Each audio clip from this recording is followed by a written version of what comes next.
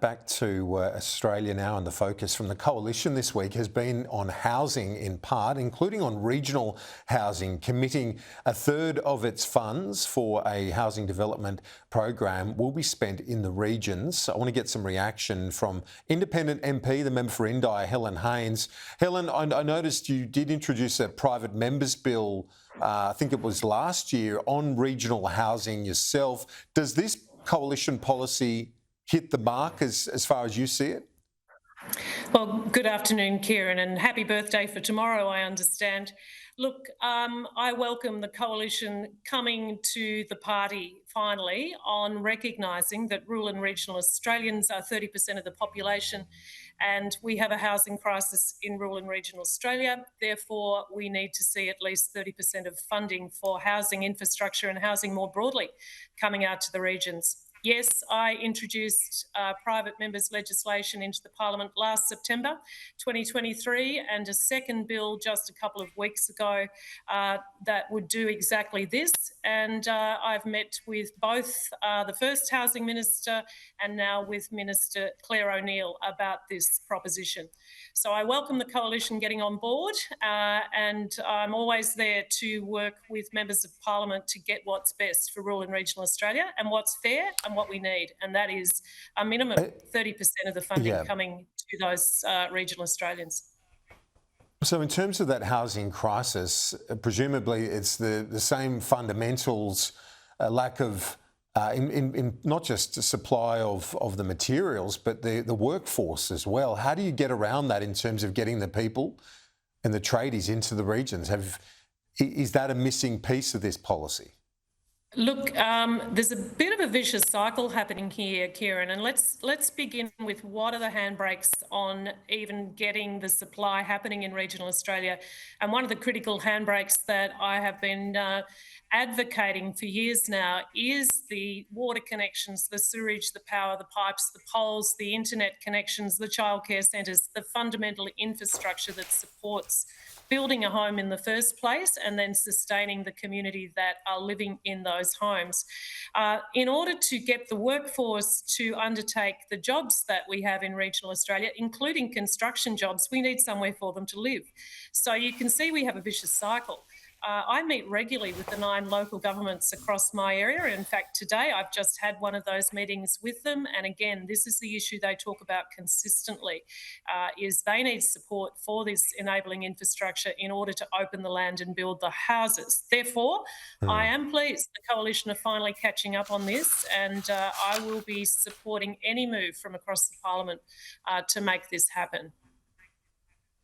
Peter Dutton today on another matter, he's vowed to rip up the plans for an offshore wind farm off the Hunter in New South Wales. I know it's not your neck of the woods, but there is, parallel to this, running an inquiry the government set up on nuclear energy. What are you picking up from constituents in Indi, in your regional seat in Victoria, when it comes to these two issues, which one is obviously concern in the regions about the renewables infrastructure, and then 2, the nascent idea from the coalition, we're yet to see all the detail, but the coalition's nuclear plan?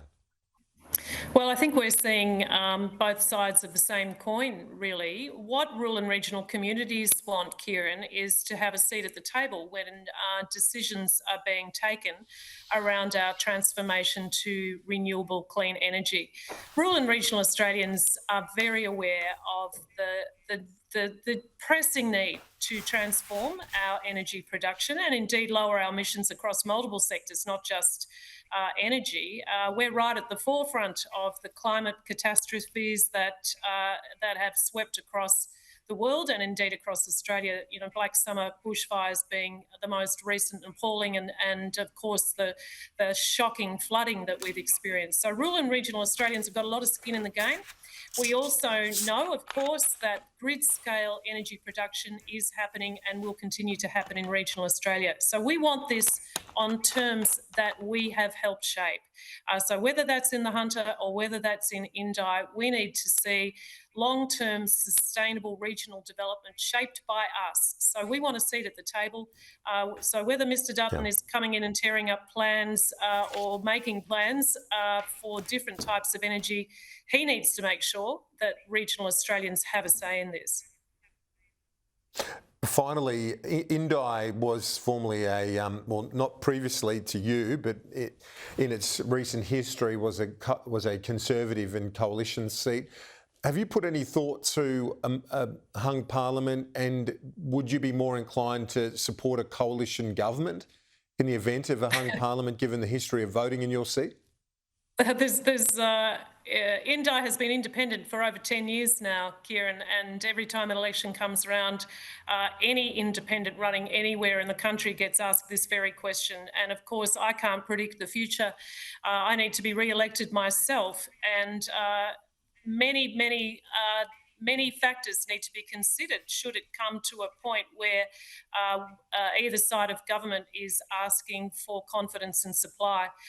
One would need to look at how many seats either of the major parties had won. One would need to look at what policies are on the table and what policies are consistent with what I've been prosecuting for the time that I've been the member for Indi, and I've been very clear. I want to see rural and regional Australia thrive and prosper. I've put many pieces of policy on the table to enable that to happen. So my priorities are clear, and I'm always willing to work with whoever forms government. I have been working, of course, open to with both Morrison sides. government when I first came in, and now with the Albanese government. So let's see what happens, Kieran. So you're open to either side, depending on the situation. Absolutely, of course. Helen Haines, thank you. Appreciate it. Member for Indi, we'll talk to you soon. Thank you very much, Kieran, and happy birthday.